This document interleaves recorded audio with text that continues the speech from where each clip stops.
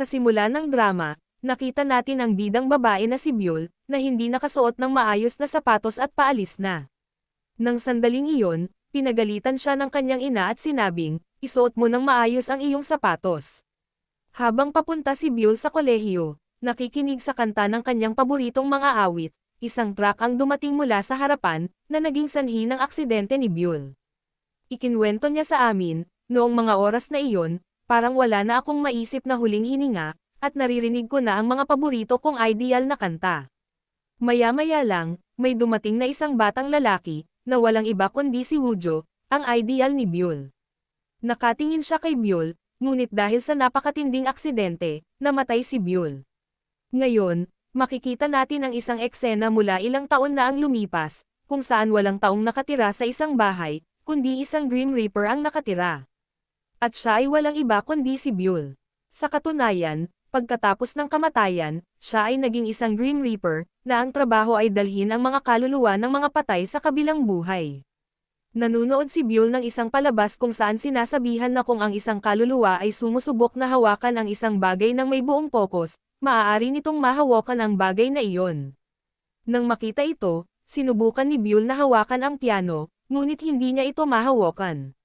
Ngunit nang sinubukan niyang hawakan ang piano ng may buong pokus, sa wakas ay nagawa niya itong mahawakan. Nang makita ito, si Byul ay labis na natuwa at nagsimulang maghanda para pumasok sa kanyang trabaho. Sa kanyang aparador, mayroon lamang dalawang damit, ang isa ay ang uniforme kung saan siya namatay, at ang isa ay ang uniforme ng Grim Reaper. Kaya't isinuot ni Byul ang damit na iyon at nag-makeup na parang multo. Ngayon, kung titingnan ang mga gamit ni Byul, tila malaking tagahanga pa rin si Byul ni Woojo. Matapos maging multo, ang naaalala niya lang ay dating malaking tagahanga siya ni Woojo. Wala na siyang maalala tungkol sa kanyang pamilya, kasama na ang kanyang nanay, tatay, at mga kaibigan. Sumunod, ipinakita na si Byul ay may aso na nakakakita sa kanya at palaging kasama niya.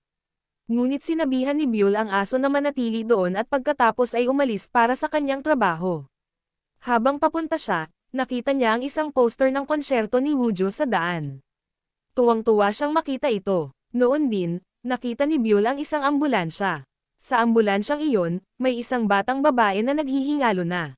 Noong una, hindi ito nagustuhan ni Byul, ngunit atubiling sinundan ito ni Byul. Sa susunod na eksena, nakita natin na pumunta si Byul sa ospital, at maraming Grim Reaper doon na may kasamang mga kaluluwa. Ngayon, tiningnan ni Byul ang batang babae na nasa ambulansya. Nang makita ni Byul ang batang babae, labis siyang nag-alala at sinabing, napakaliit niya, paano ko madadala ang kaluluwa niya? At ang ina ng babae ay umiiyak din ng husto. Nang biglang, sabi ng isang doktor doon, tawagan agad si doktor. Pagkatapos, nalaman nilang paparating na si doktor. Nang sandaling iyon, nagsimulang magingay ang mga Grim Reaper, paparating na si doktor. Nang marinig ito, sabi ng lahat ng Grim Reaper, nakalib siya ngayon, at ngayon ay nakikita natin si doktor. Na isang napakagaling na doktor. Palagi niyang inililigtas ang mga pasyente mula sa pagkamatay. Kaya naman lahat ng Grim Reaper ay nadidismaya kay doktor. At lahat ng Grim Reaper ay may patakaran na, kung gusto nilang manatiling Grim Reaper sa mundo magpakailanman, kailangan nilang magpadala ng pinakamaraming kaluluwa hanggat maaari sa kabilang buhay upang tumaas ang kanilang mga marka at ma-promote sila. Dahil ang ilang mga kaluluwa ay gustong gumala sa halip na pumunta sa kabilang buhay, at lahat sila ay kailangang magpaliwanag ng marami. Upang may padala sila. Ibig sabihin, ang trabaho ng isang Grim Reaper ay hindi rin madali. Ngayon, pinuntahan ni Dr. Sorry ang batang babae at sinimulang idiin sa dibdib dahil tumigil na ang paghinga ng bata, at naubos na rin ang oras na binabantayan ni Bale. Ngayon, hindi na maisasalba ang batang babae. Kailangan siyang dalhin kasama ni Bale. Kaya nga hinawakan ng batang babae ang kamay ni Bale dahil nakita niya si Bale. Ngunit pagkatapos mag-isip ng matagal, binitawan ni Bale ang kamay ng babae, ibig sabihin ay iniligtas ni Bale ang buhay ng babae. Ngayon, hindi na niya dadalhin ang batang iyon sa kabilang buhay. Nagsisimula na ring makita ang tibok ng puso sa ECG machine, at ngayon ay tuwang-tuwa ang lahat na nailigtas ang batang babae.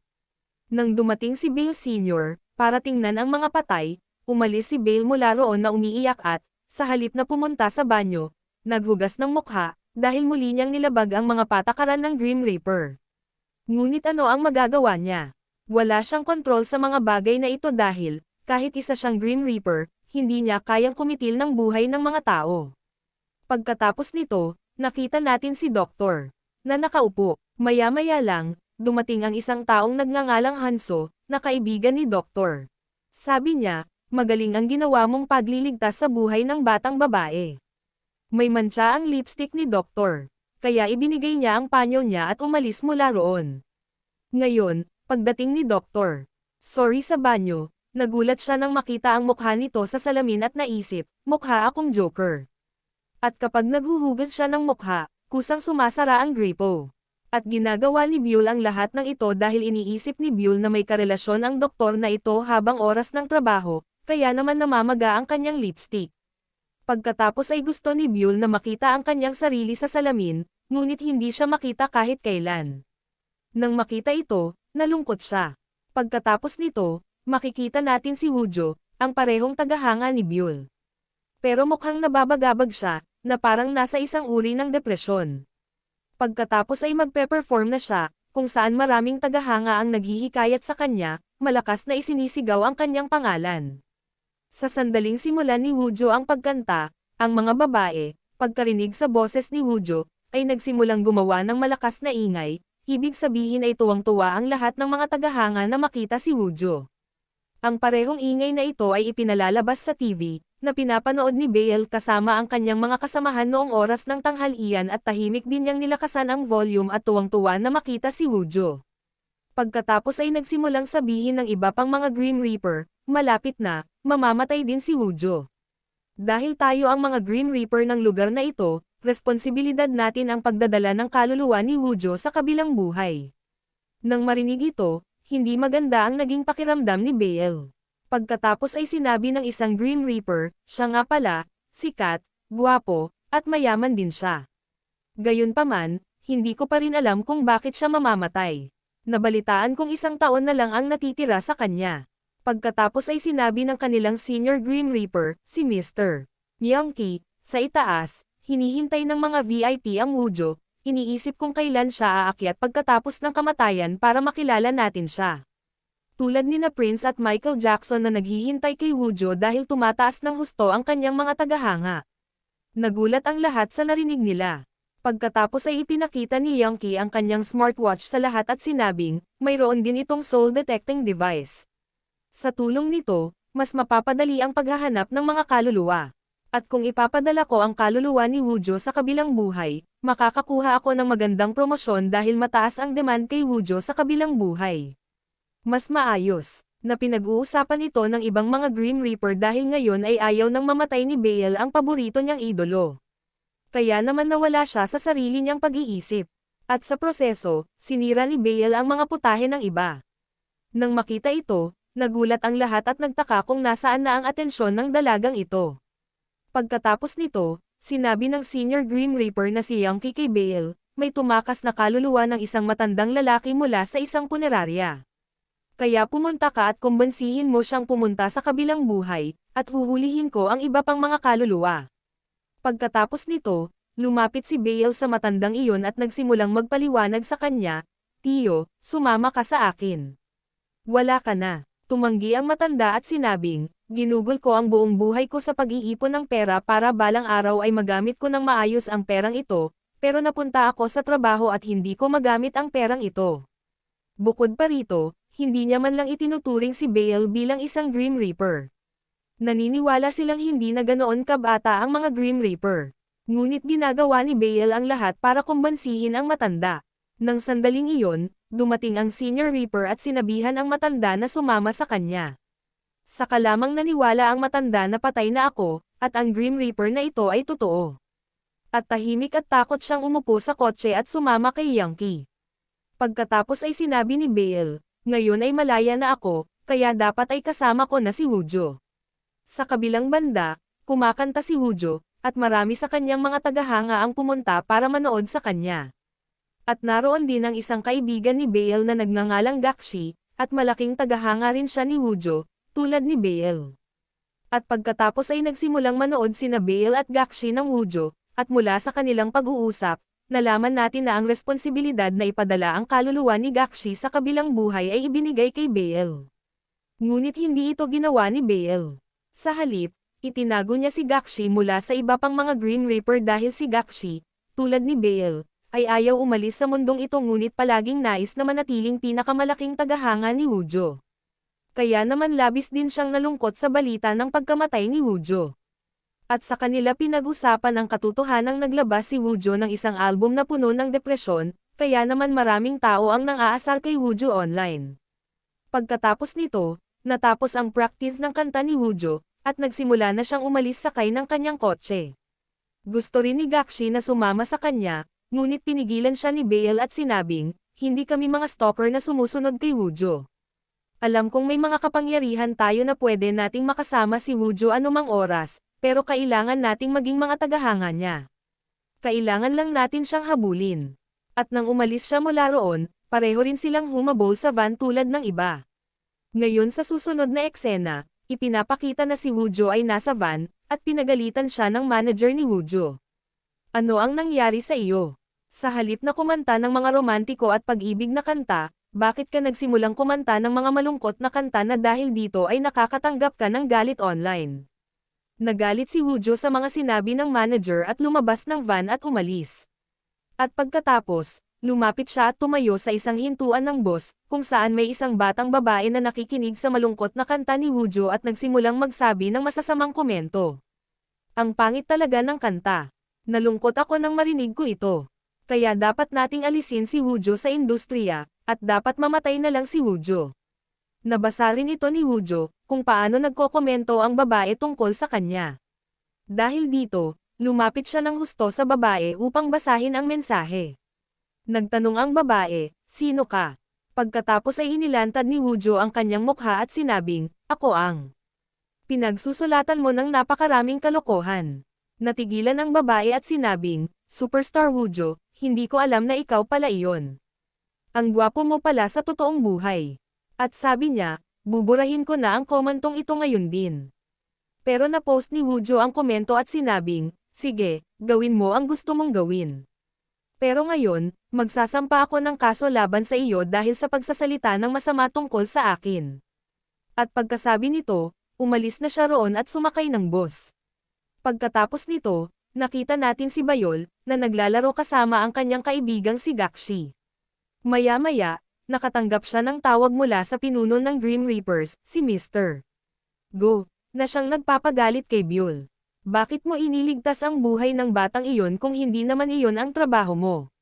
Kung hindi mo gusto ang trabahong ito, maaari ka ring pumunta sa kabilang mundo tulad ng ibang mga kaluluwa. Nang marinig ito, humingi ng tawad si Bayol sa kanila at sinabing, sa susunod, hindi ko nagagawin ang ganoong bagay. At kasabay nito, ipinapakita sa pisara na hindi pa nakapagpadala si Bayol ng kahit isang kaluluwa sa kabilang mundo para makipag-date. Sabi ni G. Go, ang kaluluwa ng isang babae ay laging kasama mo. Dapat mo siyang kumbansihin at ipadala sa kabilang mundo kung gusto mong mapanatili ang trabaho mo bilang isang Grim Reaper. Pagkatapos, matapos patayin ni Byul ang tawag, tinanong niya si Gakshi, gusto mo ba talagang manatili rito? Nagalit si Gakshi, hindi mo ba ako itinuturing na kaibigan kaya mo ako pinapadala sa kabilang mundo? Alam mo na kung aalis ako, mag-iisa ka lang. At sa kasino ang kakausapin mo? Humingi ng paumanhin si Bayol kay Gakshi, ngunit hindi pa rin sumasang-ayon si Gakshi, at umalis, galit na sinasabi, hanggang sa matagpuan ko ang aking pag-ibig, hindi ako pupunta sa kabilang mundo. Sa susunod na eksena, nakita natin si Woojo, na nawala at kausap ang kanyang assistant sa telepono.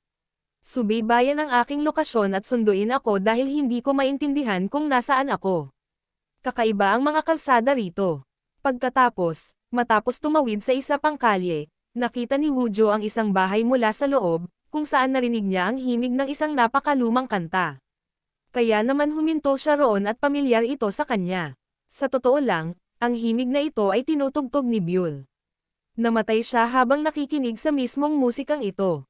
Pumunta si Woojo sa bahay ni Bayol at gulat na tiningnan ang lahat dahil lahat ng bagay na naroon ay may kaugnayan kay Woojo. Kaya naman naiintindihan ni Woojo, kung sino man ang nasa bahay na ito ay ang pinakamalaking tagahanga ko. Ngayon, sa sandaling umupo si Woojo para tumugtog ng piano, patuloy na nakatingin sa kanya si Byul. Ibig sabihin, lubos na nabighani si Byul. Ito ang unang pagkakataon na nakita niya ang kanyang ideal, na napakalapit sa kanya, at doon din, sa sarili niyang bahay, tinutugtog ni Woojo ang eksaktong parehong himig. Nang makita siya, si Byul ay labis na natuwa sa tuwa.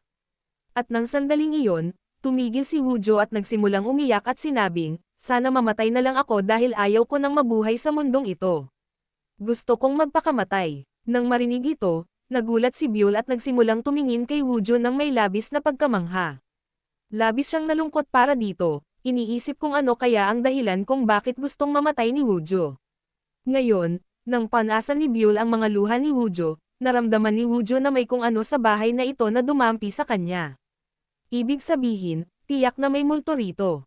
Kaya naman mabilis na tumayo si Woojo mula roon at nagmamadaling tumakbo palayo. Paglabas niya, nakita niya na sa bahay na ito na pinagmumultuhan ay mayroon ding isang kawawang tuta na banihag ng multo. Ililigtas ko siya sa susunod. Pagkatapos ay tumakbo palayo si Woojo mula roon ng buong bilis dahil takot na takot si Woojo.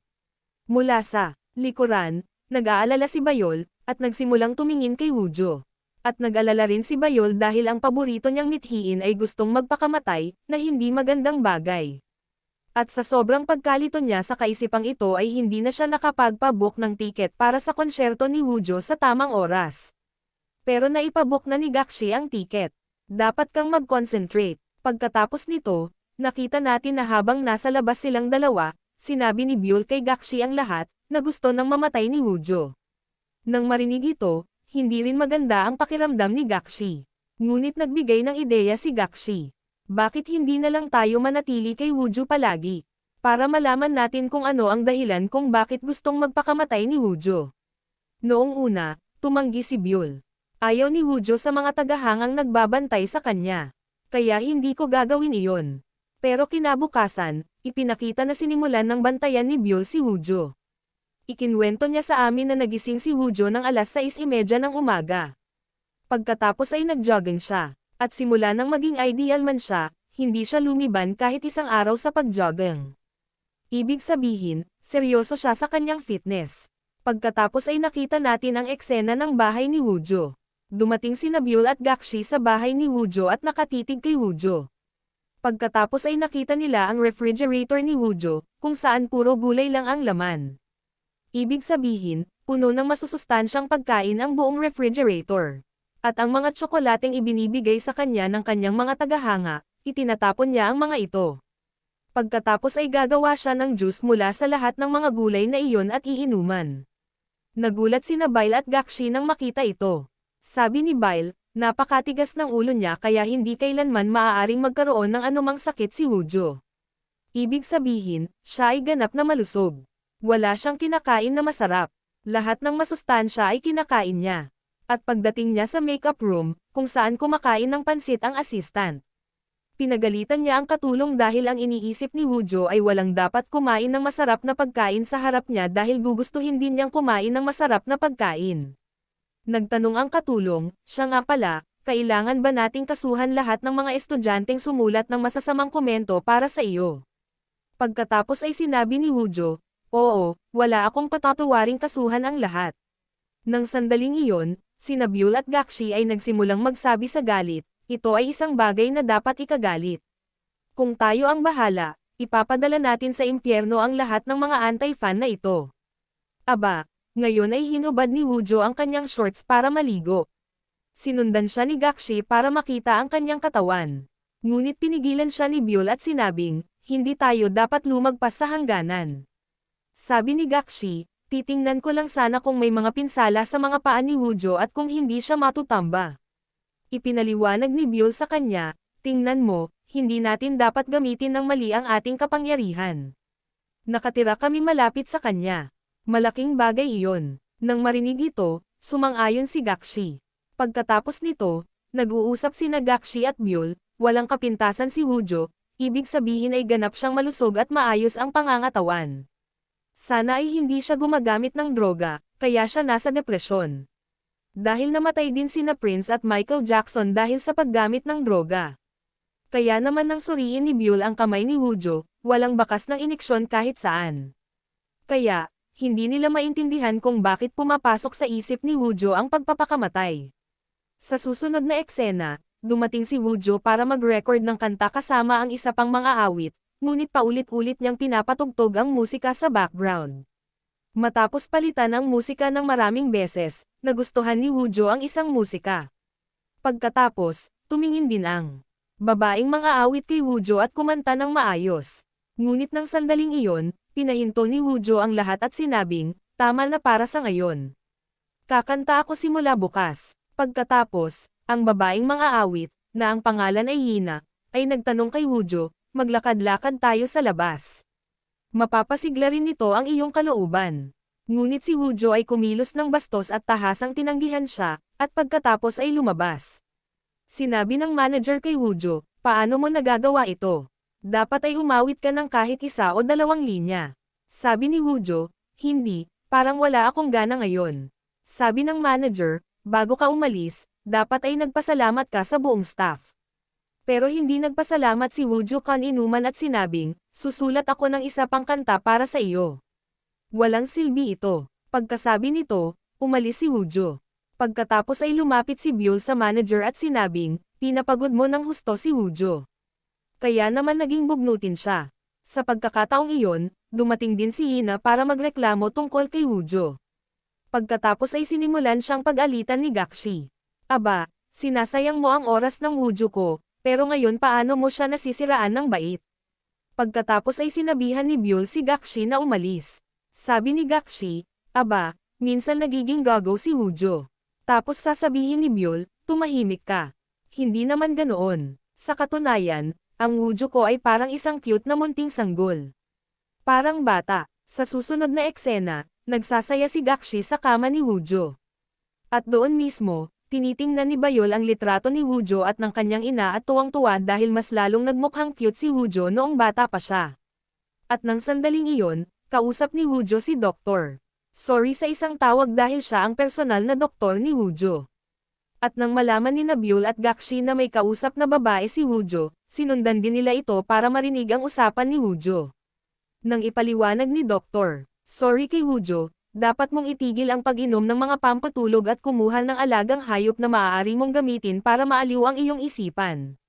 At dahil dito, hindi ka rin mananaginip ng masama.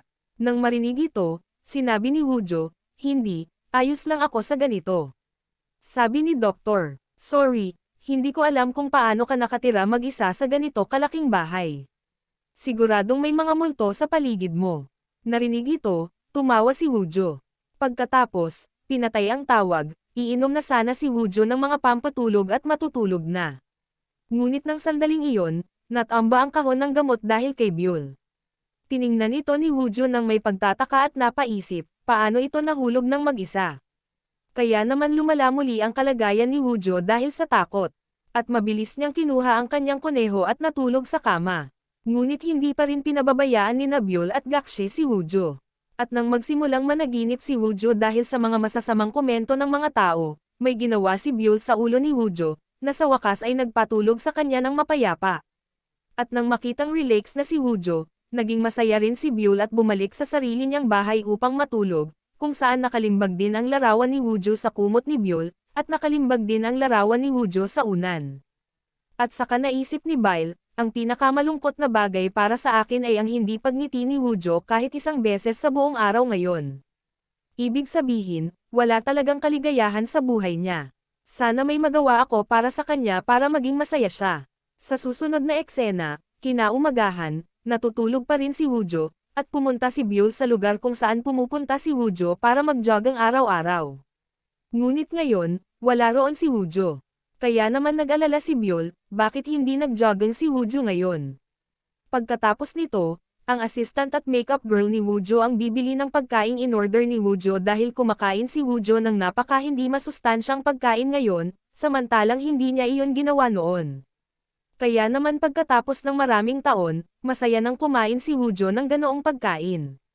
Ngunit ang lahat ay labis na nag-aalala na makita ang kanyang nagbabagong pag-uugali.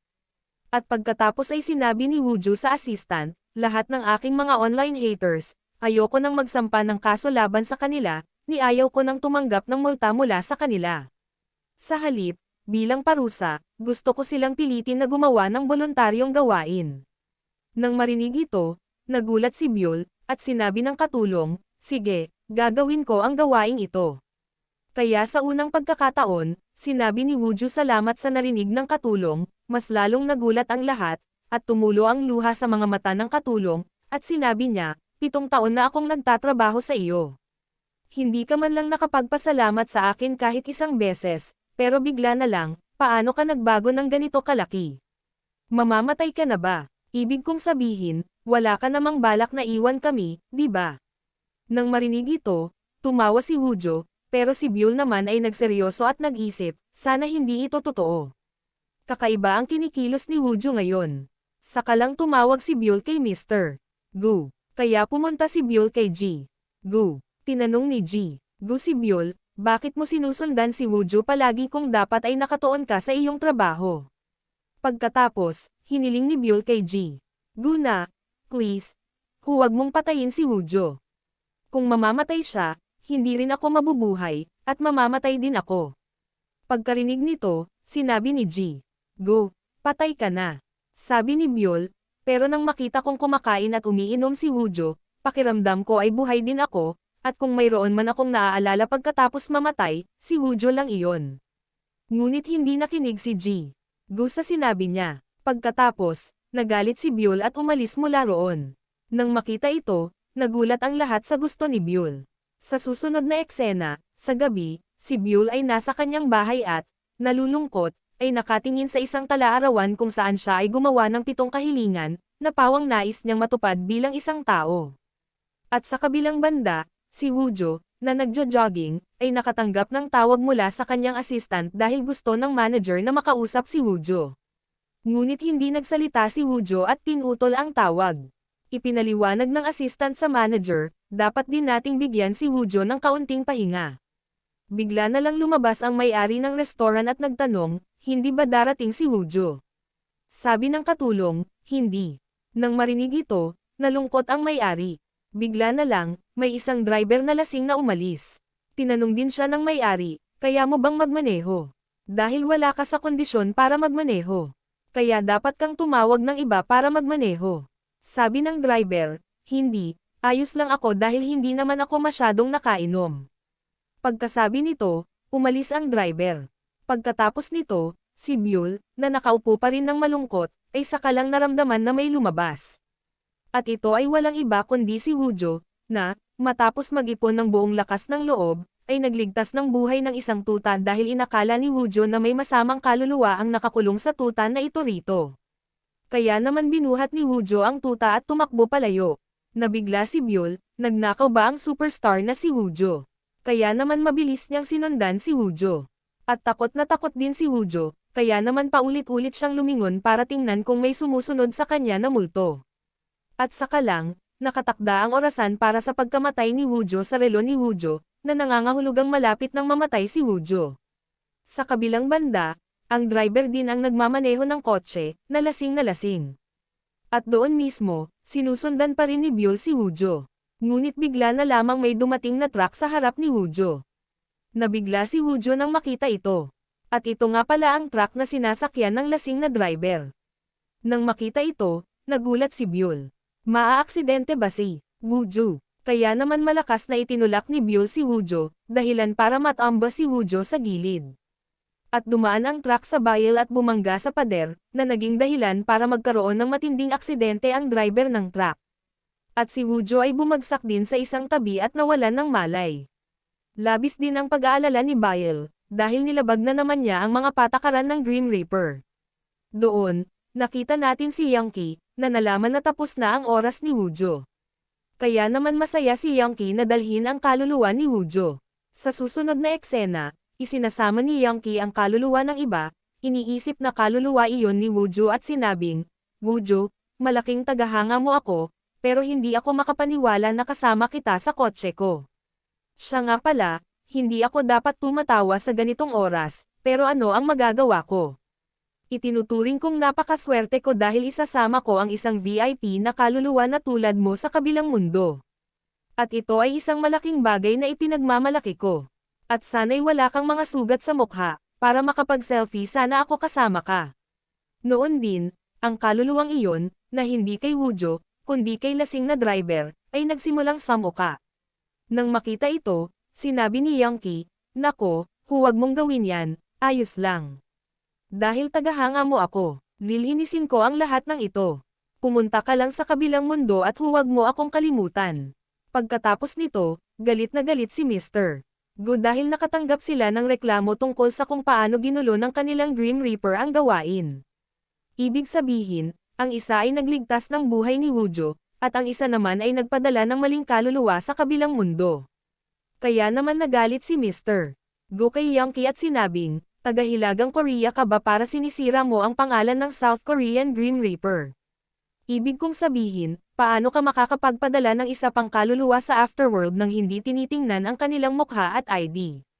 Intensyon mo bang ipasara ang kumpanya ko?"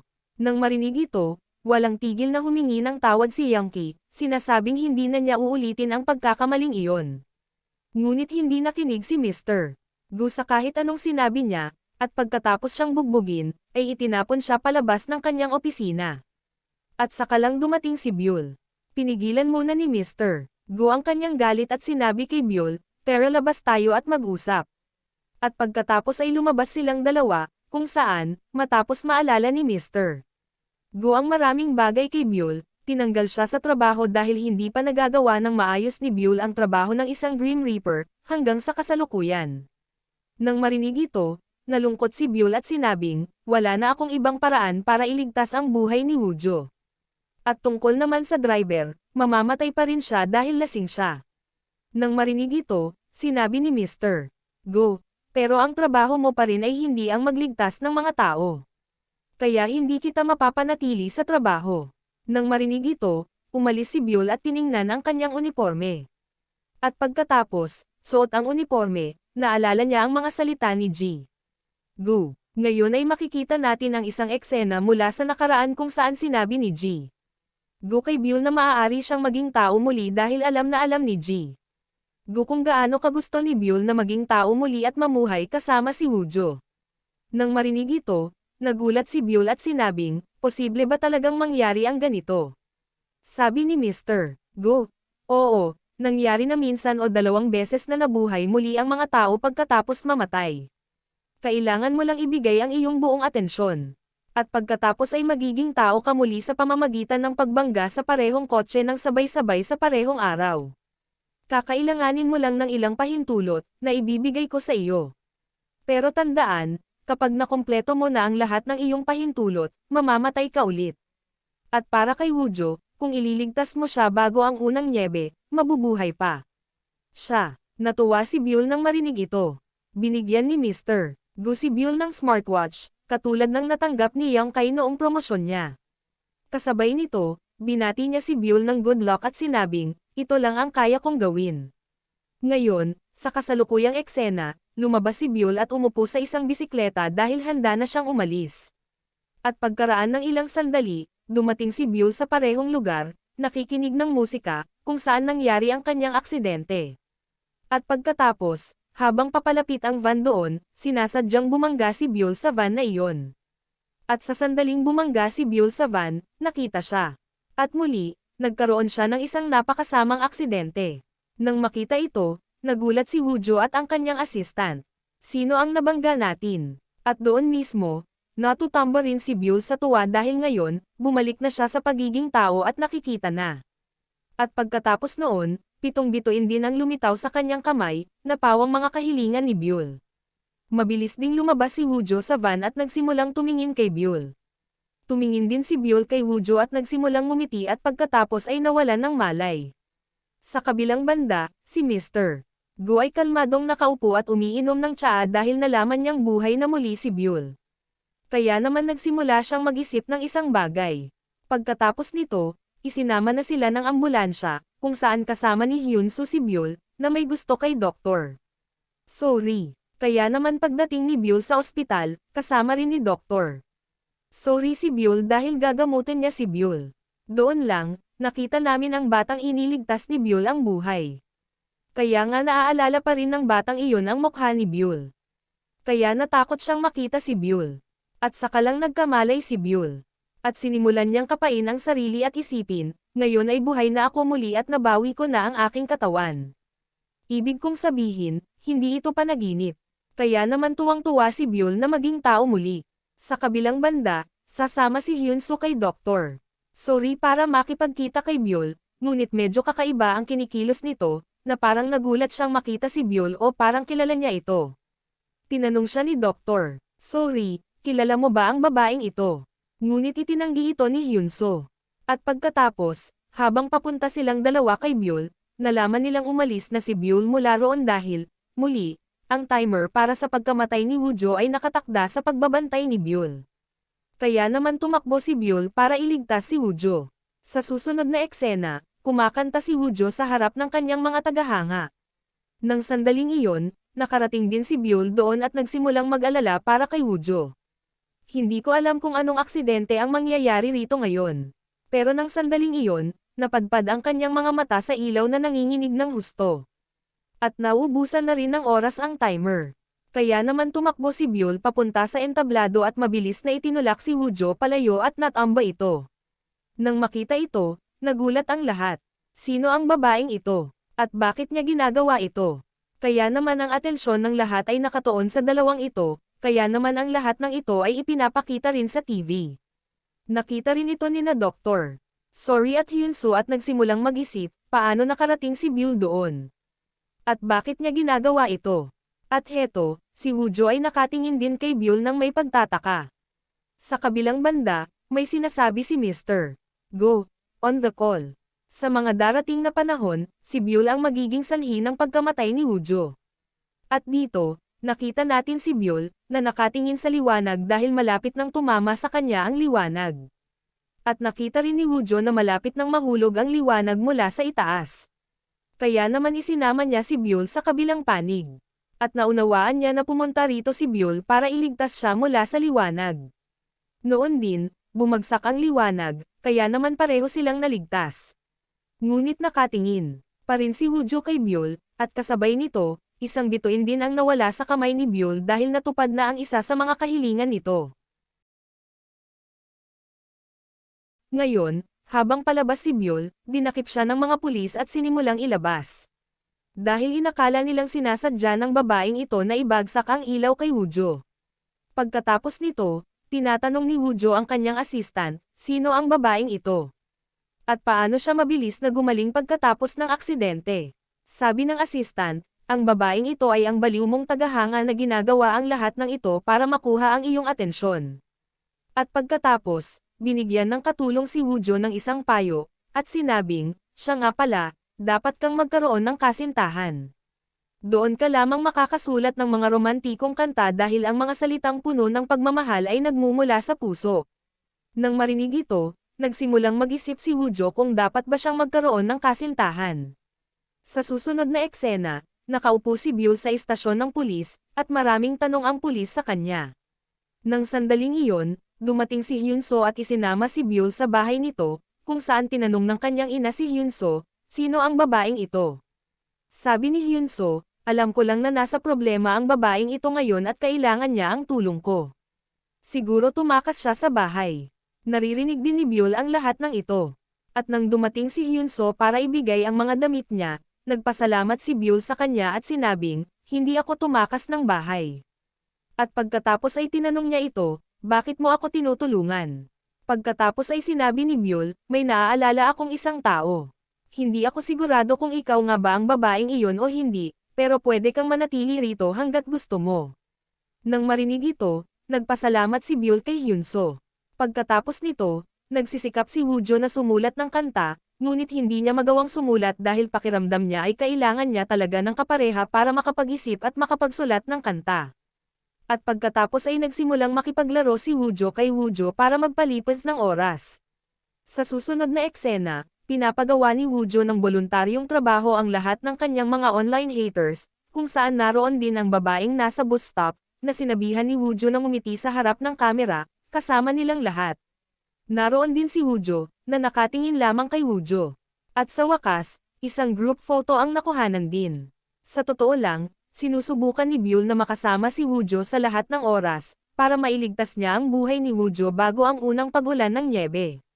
At nang magsimulang umalis si Woojo, saka muling nakaset sa relo ni Byul ang timer para sa pagkamatay ni Woojo. Kaya naman nag-alala si Byul at sinubukang pumunta kay Woojo, ngunit hindi niya magawa at natamba. Nang sandaling iyon, dumating si Gakshi roon. Ibig sabihin, kahit na naging tao na si Byul, nakikita pa rin siya ni Gakshi. Kaya naman binigyan niya ng ideya si Byul. Nagsuot si Byul ng damit pang makeup artist at umupo sa kotse ni Woojo, kaya naman hindi nakilala ni na Woojo at ng kanyang assistant si Byul. At pagkatapos, nang malapit nang matulog ang assistant at mangyayari na ang aksidente ni Woojo, sinampal ni Byul ang assistant sa mukha, na siyang nagpagising sa assistant.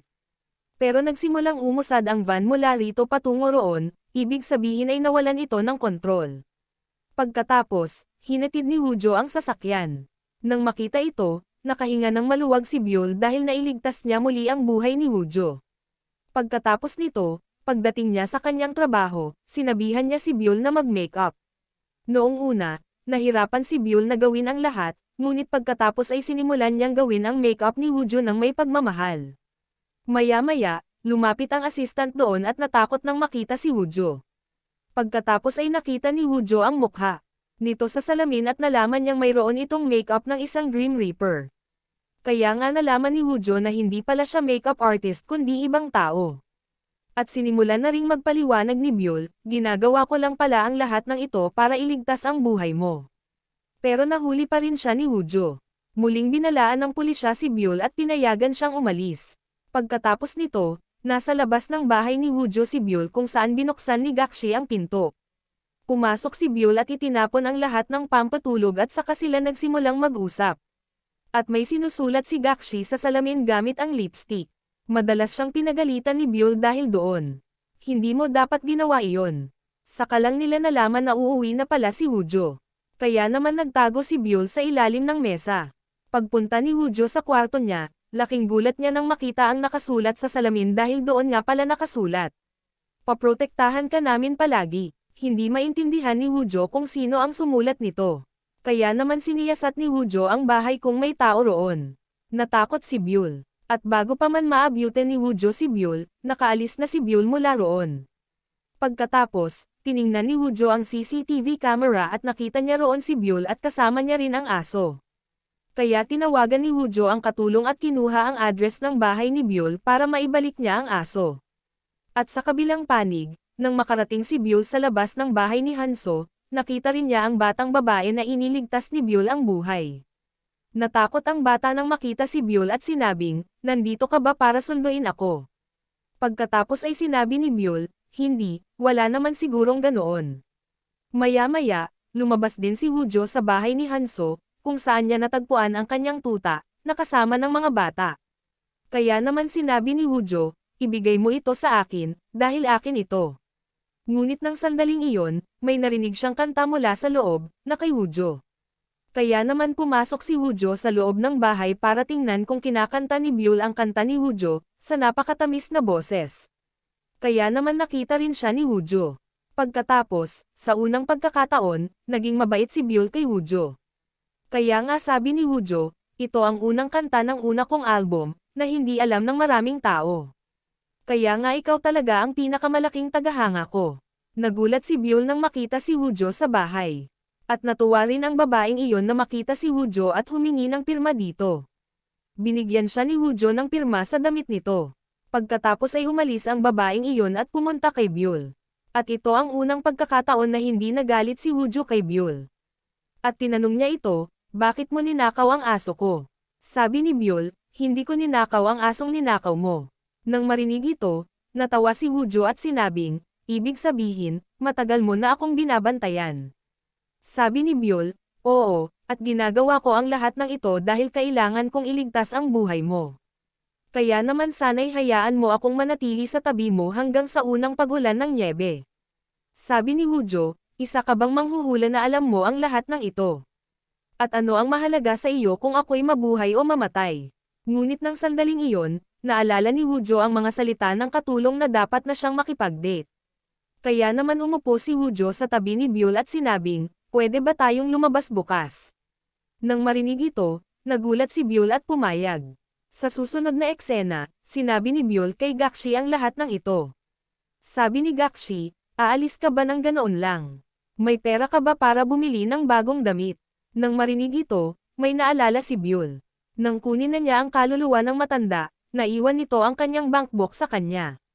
Kaya naman tiningnan nilang dalawa ang bankbook at nalaman nilang marami itong pera. Kaya nagsimula silang mamili, kung saan pareho silang bumili ng maraming bagay. At gusto rin ni Byul ng damit na isuot kasama si Woojo kung saan ibang-iba ang itsura niya. Pagkatapos nito, nang sunduin ni Woojo si Byul, napansin niyang ibang-iba ang itsura ni Byul. At pagkatapos ay umupo si Byul sa kotse, kung saan tinanong ni Woojo ang pangalan niya. Pagkatapos ay sinabi ni Byul sa matanda ang pangalan nito bilang sarili niyang pangalan. Pagkatapos ay sinabi ni Woojo, kakaibang pangalan. At pagkatapos ay tinanong niya, saan mo gustong pumunta? Sabi ni Byul, sa amusement park. Nang marinig ito, tumanggi si Woojo. Sabi ni Byul, bakit? Natatakot ka ba? Pagkatapos, atubili, kinailangan ni Woojo na pumunta roon. Ngunit sa pagpunta roon, ang kawawang si Woojo ay napakasama ng kalagayan dahil takot siya sa mga sasakyan. Pero nasisiyahan si Byul sa lahat ng rides. Kaya naman nag-click din siya ng litrato. At saka nagtanong si Woojo, saan pupunta ngayon? Sabi ni Byul, sasakay tayo sa mga rides ng mga bata para hindi ka matakot. At pagkatapos ay pareho silang umupo sa isang normal na sasakyan, kung saan masaya si Woojo na makitang masaya si Byul. Ngunit nang magkataon, hindi sinasadyang nagdikit ang kanilang mga kamay. Pagkatapos ay hinailan ni Byul pabalik ang kanyang kamay. Pero hawak pa rin ni Woojo ang kamay niya, kung saan pareho silang nagkatinginan. Ngayon, pagkatapos sumakay sa rides, habang pauwi na sila, isa na namang bituin ang nabura sa kamay ni Byul dahil pangarap ni Byul na pumunta sa amusement park kasama ang taong mahal niya, na natupad ngayon. Ngayon, pag-uwi, sinimulan ni Byul ang pagsusulat ng isang kanta, kung saan nagsusulat siya ng mga matatamis na linya. At pagkatapos ay sinabi niya kay Byul, ang pangmeryenda ay galing sa akin. Kinabukasan, pumunta si Woojo sa lugar na ibinigay ni Byul, at nagulat nang makitang napakaraming putahe ang in-order ni Byul ngayon, habang kumakain ay nadumihan ang mukha ni Byul. Kaya binigyan siya ni Woojo ng tissue paper para panasan ang mukha nito. Pero hindi maintindihan ni Byul kung saang panig niya huhugasan ang mukha niya. Pagkatapos, si Woojo mismo ang naghugas ng mukha ni Byul. Gustong-gusto ito ni Byul kaya naman itinago niya ang tissue sa bag niya. At pagkatapos ay pareho silang naglaro, kung saan gusto ni Byul ng locket. Ngunit sa kabila ng pagsisikap, hindi nakuha ni Woojo ang locket. Ngunit muli, nakatakda na ang orasan para sa pagkamatay ni Woojo. Saka lang napansin ni Byul na malapit nang mahulog kay Woojo ang tabla mula sa itaas. Kaya naman sinabihan niya si Woojo na umalis. Pero hindi pumayag si Woojo. Kaya mabilis siyang nanalo ng isang kuneho, at, hinawakan ang kamay ni Woojo, nagsimulang umalis kasama niya. At nang sandaling gumalaw silang dalawa, bumagsak ang tabla. At nang makita ang lahat ng ito, labis na nagulat si Woojo. At doon mismo, nakatayo rin si Yang Kai, na ang mga mata ay nakatuon sa kanilang dalawa. At pagkatapos ay pumunta sina Woojo at Byul sa hintuan ng bus. Pagdating ng bus, sinabihan ni Woojo si Byul na sumakay na sa bus. Mabilis na sumakay ng bus si Byul, at nagpaalam kay Woojo. Nagpaalam din si Woojo sa kanya. Sa susunod na eksena, nagreklamo si Yang Kai kay Mr. Go tungkol kay Byul at sinabing, sa bawat pagkakataon ay inililigtas ni Byul si Woojo. Pagkatapos ay sinabi ni Mr. Go, huwag kang mag-alala, ang pagkamatay ni Woojo ay mangyayari dahil kay Byul. Ngayon, kinabukasan, si Byul ay nasa bahay ni Woojo, kung saan nirecord niya ang sarili niyang boses gamit ang isang kuneho, sinasabi kung gaano niya kagusto si Woojo. At pagkatapos ay nagsimula siyang tumugtog ng piano. Saka lang pumunta roon si Woojo dahil gustong-gusto niya ang himig ni Byul. Kaya naman natutunan niya ang himig na ito kay Byul. At saka sila nagsimulang tumugtog ng piano ng magkasama. Maya-maya lang, nagdikit ulit ang kanilang mga kamay. Kinabahan si Byul at nagsimulang umalis. Pero maya-maya lang, sinimulang buksan at patayin ni Gakshi ang ilaw para hindi umuwi si Byul. At iyon ang nangyari dahil takot si Woojo sa dilim. Kaya niya pinigilan si Byul. At pagkatapos, umupo silang dalawa at nagsimulang mag-usap. Ipinaliwanag ni Byul kay Woojo, sa tuwing natatakot ka sa dilim, dapat mong alalahanin ang iyong ina. Nang marinig ang mga salitang ito, gumaan ang pakiramdam ni Woojo. Pagkatapos nito, kinaumagahan, binabantayan ni Woojo si Byul dahil nakikipaglaro ito sa aso. At pagkatapos ay pumunta si Woojo kay Byul dahil nagsisimula na itong magkagusto sa kanya. Hindi maintindihan ni Byul ang nangyari sa kanya. Ngunit nang yakapin ni Woojo si Byul, nagulat siya nang makita ito, ibig sabihin ay gusto rin niya ang lahat ng ito. Sa susunod na eksena, maayos na nai-record ni Woojo ang isang kanta, inaalala ang lahat ng magagandang alaala na may kaugnayan kay Byul. Dahil ngayon, isang damdamin ng pag-ibig ang dumating kay Woojo. At natutuwa rin si Byul na makita ito. Nang matapos ang recording, paglabas ni Woojo, pinuri ng manager si Woojo. Sabi ng assistant, epektibo ang pekeng relasyon ni Woojo. Nang marinig ito, nagtanong ang manager, ibig mong sabihin, hindi mo nililigawan ang fangirl na yan. Lahat ng yan, naririnig din ni Byul mula sa labas. Sabi ng assistant, hindi, umaarte lang si Woojo para makipag-date kay Byul para gumawa ng kanta. Sabi ni Hina, hindi ko alam na ganito pala kababa ang standard ni Woojo. Ibig kong sabihin, kung kailangan mong makipag-date, dapat ako ang ni-date mo.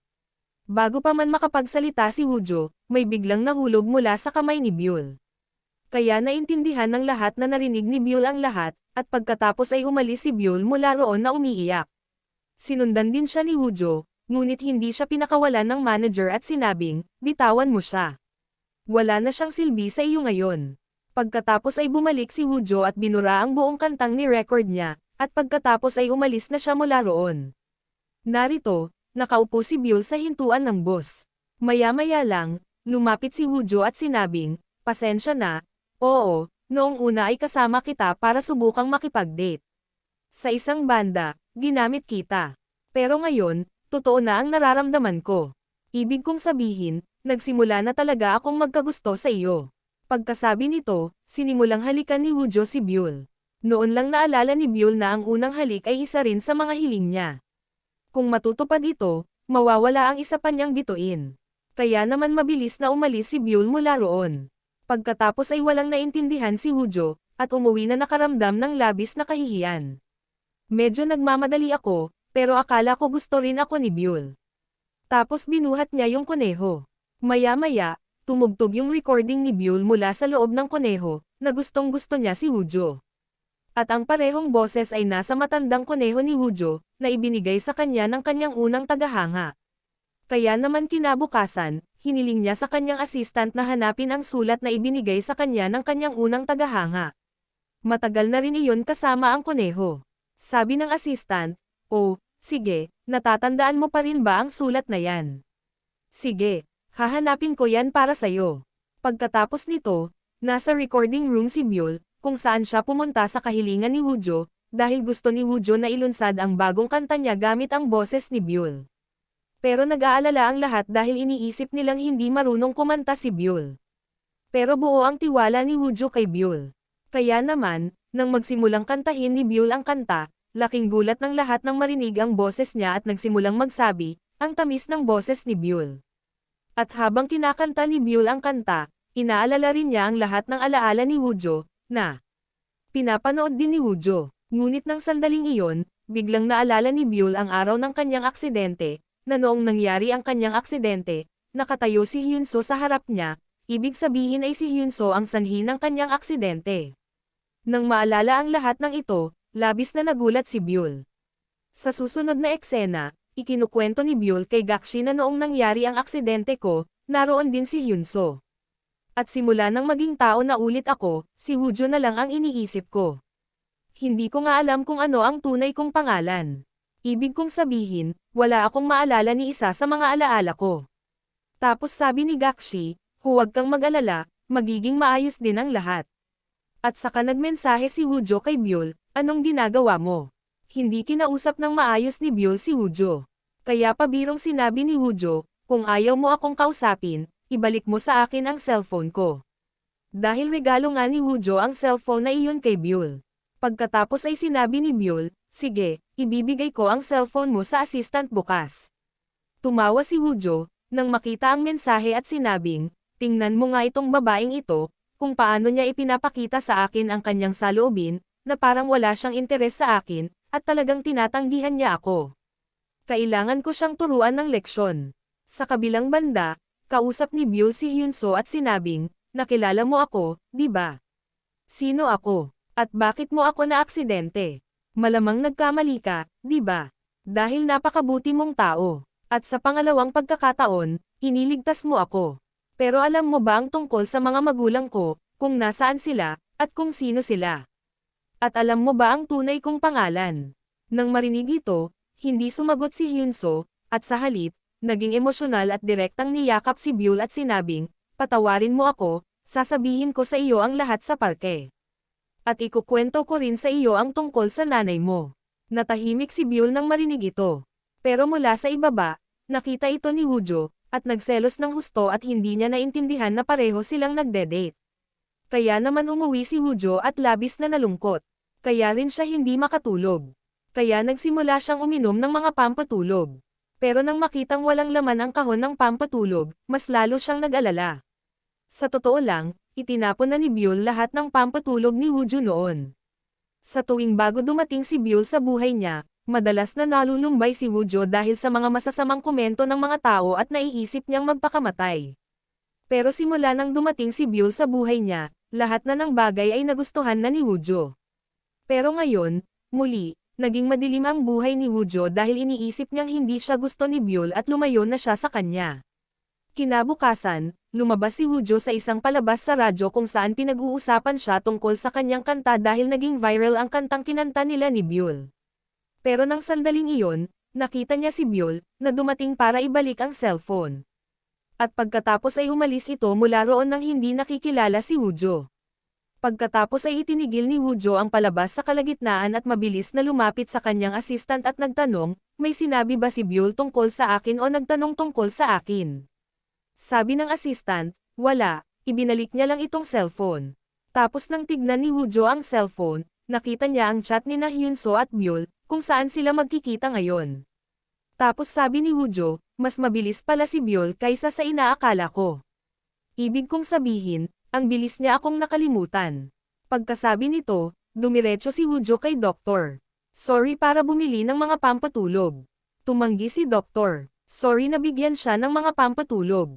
At sa pag-uusap, nagsimula siyang magtanong tungkol kay Byul at sinabing, talaga bang gusto mo yung babaeng nagligtas sa iyo sa entablado? Pagkatapos ay tumanggi muna, si Woojo. Pero habang masayang kinukwento niya si Byul, sinabi ni Doktor. Sorry, hindi mo alam, pero ngayon ay napangiti ka na dahil kay Byul. Tapos tumahimik si Byul. Sa kabilang banda, pumunta si Byul sa lugar na binanggit ni Hyunso at nagsimulang maghintay kay Hyunso. Pero nang sandaling iyon, dahil sa isang emergency, hindi pumunta roon si Hyunso. Ngunit patuloy siyang hinihintay ni Byul.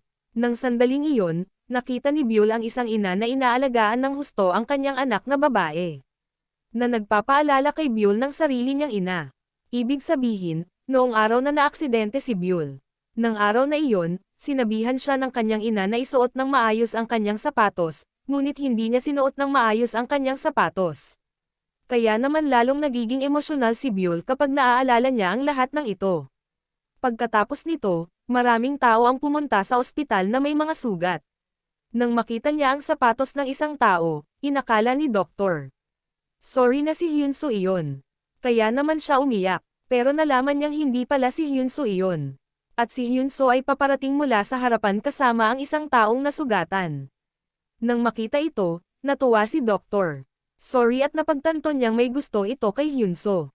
At doon mismo, sa kabilang banda, habang tinitingnan ni Woojo ang litrato ni Byul, pakiramdam niya ay hindi niya maaaring layuan si Byul. Iniisip niya, kaya nga dapat kong kumbansihin si Byul. Kaya naman tumakbo si Woojo at unang pumunta sa gift machine. At mula roon ay napanalunan niya ang locket na hindi niya maaaring ipanalo para kay Byul noong nakaraan. Kaya naman kinuha ni Woojo ang locket na iyon at lumapit kay Byul. Nagulat si Byul nang makita siya. Pero niyakap siya ni Woojo at kasabay nito ay pinasuot din kay Byul ang locket na iyon. Nagulat ang lahat nang makita ang dalawang ito. Na siya ang superstar na si Woojo. At pagkatapos ay nagsimula na ring mag-photoshoot ang lahat ng mga ito. Sinabi ni Woojo kay Byul ang kanyang nararamdaman, na tinanggap naman ni Byul.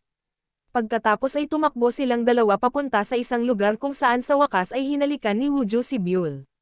Sa pagkakataong ito, hindi na rin siya pinigilan ni Byul dahil ngayon ay hindi na rin niya mapigilan ang kanyang nararamdaman. At dahil natupad na rin ang unang halik na hiling ni Byul, isa na namang bituin ang nawala sa kanyang kamay. Pagkatapos nito, inamin ni Dr. Sorry ang kanyang pag-ibig kay Hyunso. Ngunit tumanggi si Hyunso at sinabing, hindi ako mabuting tao. Kaya nga hindi kita pwedeng ligawan. Sa totoo lang, simula nang mangyari ang aksidente ni Byul dahil kay Hyunso, itinuring niya ang sarili na isang masamang tao at labis na nagsisisi. Sa susunod na eksena, pumunta sina Byul at Woojo sa tabing dagat at, pagdating doon, nagsimulang magsaya ng lubusan. Dahil ang kagustuhan ni Byul na pumunta rito kasama ang kanyang kasintahan. At pagkatapos ay umupo silang dalawa at kumain. At sa gabi, magkasama silang nanonood ng mga bituin. Pagkatapos ay sinabi sa kanya ni Woojo na ang aking ama ay abala sa kanyang trabaho kaya hindi siya makapagbigay ng oras sa pamilya. At ngayon, naging abala na rin ako tulad ng aking ama.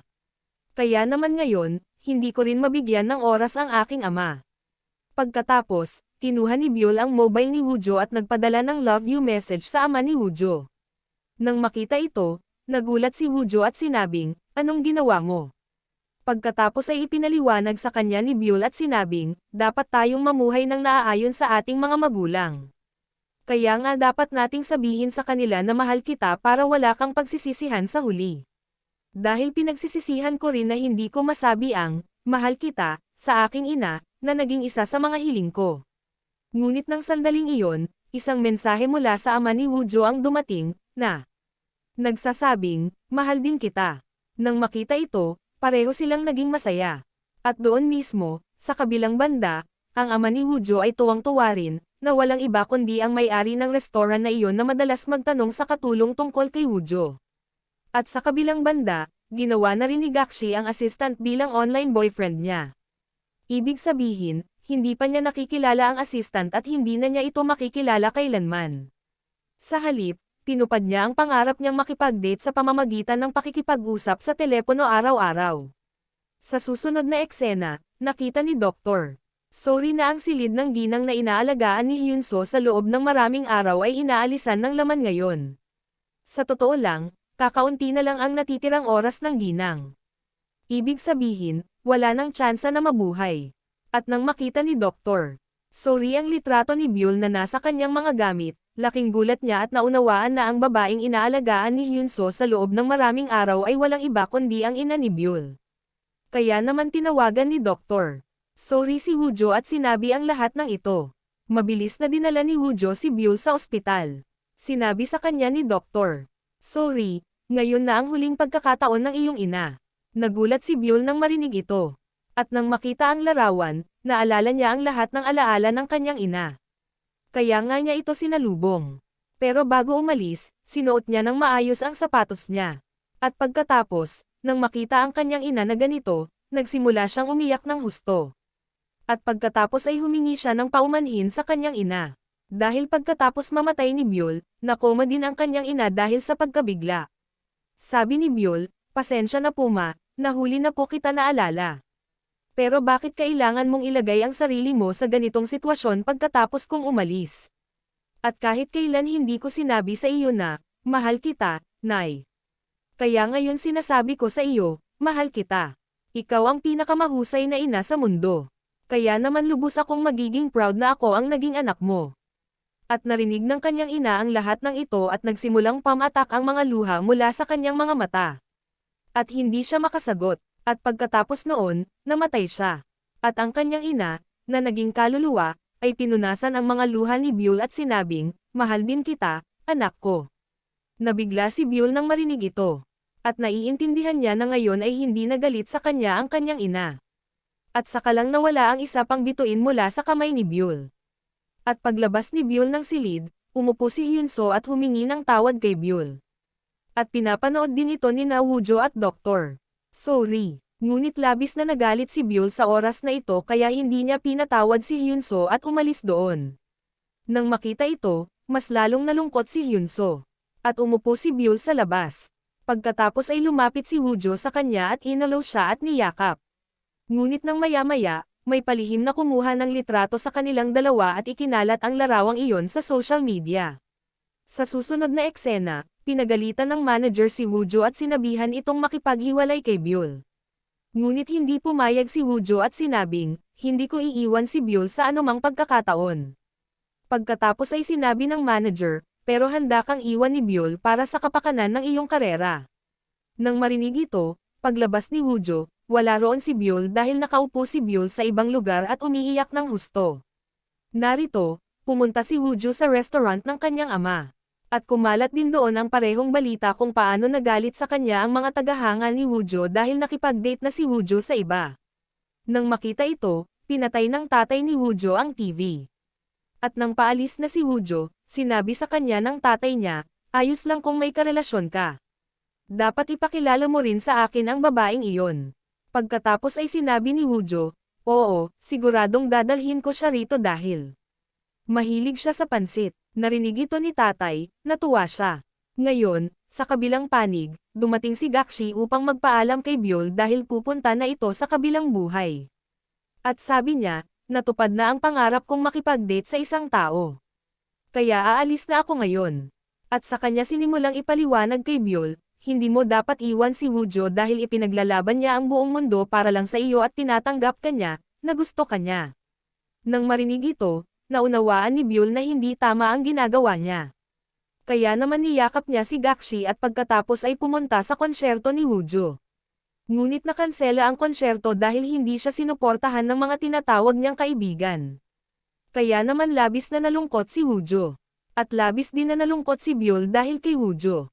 Ngayon, sa susunod na eksena, dinala ng katulong si Woojo sa lumang bahay ni Byul, kung saan dating nakatira si Byul bilang isang Grim Reaper at si Byul mismo ang tumawag kay Woojo dito. Nakita ni Woojo kung gaano karaming paghahanda ang ginawa para sa kanya doon.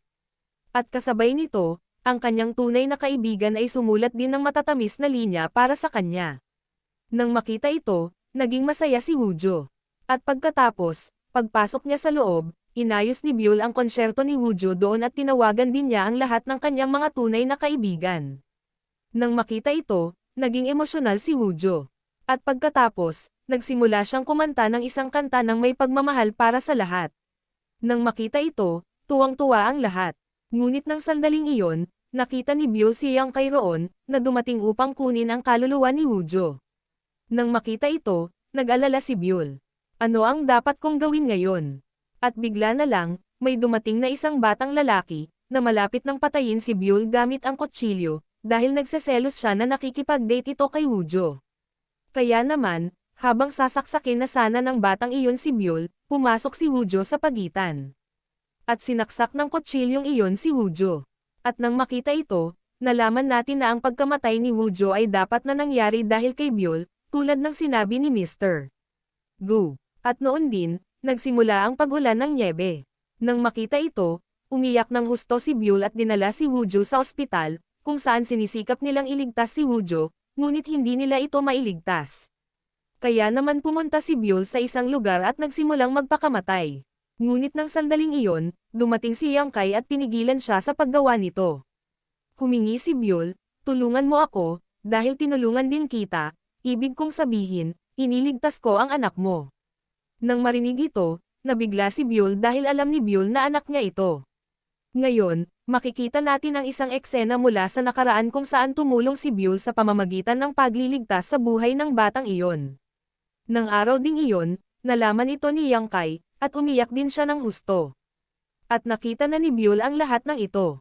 Ngayon, sa kasalukuyang eksena, sinabi ni Byul, pumunta ka at sabihin mo kay Mr. Gu na naaalala na ni Byul ang lahat, at handa rin siyang patawarin sila kung ililigtas nila ang buhay ni Woojo. Nang marinig ito, hindi maintindihan ni Yang Kai kung tungkol saan ito. Ngayon, makikita natin ang isang eksena mula sa nakaraan noong si Byul ay nasa bahay ni Hyunso. Noong panahong iyon, nakita niya ang larawan ng ama ni Hyunso, na walang iba kundi si Mr.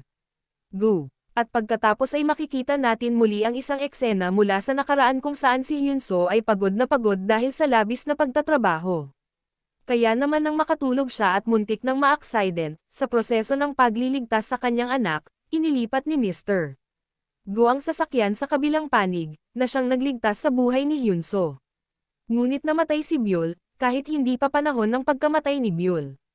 Ngayon, sa kasalukuyang eksena, nalaman natin na ito ang dahilan kung bakit pinatawad ni Mr. Go ang mga pagkakamali ni Byul, dahil malaki ang pagsisisi niya para kay Byul sa kanyang puso. At ngayon, nalaman ni Mr. Go na kahit alam na niya ang lahat, handa pa rin silang patawarin ni Byul. Kaya naman tinawagan niya ang nasa itaas at ipinaliwanag ang maraming patakaran, hiniling na ibalik sa kanila ang buhay ni Woojo at Byul. Kung hindi, anumang sikreto ng mga Green Reaper, ibig sabihin, anumang pagkakamali nila, ay mabubunyag lahat. Sa wakas, nakakuha sila ng pahintulot dahil mayroon din silang kapangyarihan. Noon, malapit nang mamatay si Woojo nang mailigtas ang buhay nito, at nabuhay siya. Ngayon, kinabukasan, nang magkamalay muli si Woojo, niyakap siya ni Byul sa tuwa. At sa labas ng ospital, nakita nila si Hyunso, na pinatawad na ni Byul. Kaya naman handa na siyang makipag-date kay Doktor. Sorry dahil ngayon, wala na siyang pinagsisisihan. Nang marinig ito, naging masaya rin si Doktor. Sorry, ngayon, makikita natin ang isang eksena mula ilang araw ang lumipas, nang mag-propose si Woojo kay Byul para sa kasal. Pagkatapos, si Byul, na puno ng emosyon, ay lumapit kay Woojo. Pagkatapos, binasa ni Woojo ang isang liham para sa kanya, na ibinigay sa kanya ng kanyang unang tagahanga, na walang iba kundi si Byul mismo. Kaya naman natawa si Byul habang pinapakinggan ang sulat na iyon. At pagkatapos, sinimulan niyang bawiin ang sulat niya. Noon din, hinalikan ni Woojo si Byul, at nagpakasal sila.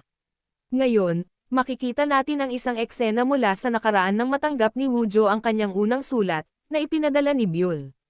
Nang makita ito, tuwang-tuwa si Woojo. At kasama nito, naroon din ang isang koneho, na kasama pa rin ni Woojo hanggang ngayon. Nangangahulugan ito na espesyal si Byul kay Woojo mula pa sa simula.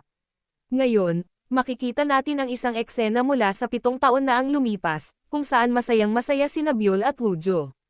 Ngunit nang mamatay ang kanilang aso, umiyak nang umiyak si Byul. At pagkatapos, nakita rin natin ang sanggol ni Woojo at Byul, na isang lalaki. At sina Woojo at Byul ay pumunta sa dalampasigan kasama ang kanilang anak, para magpalipas ng dekalidad na oras.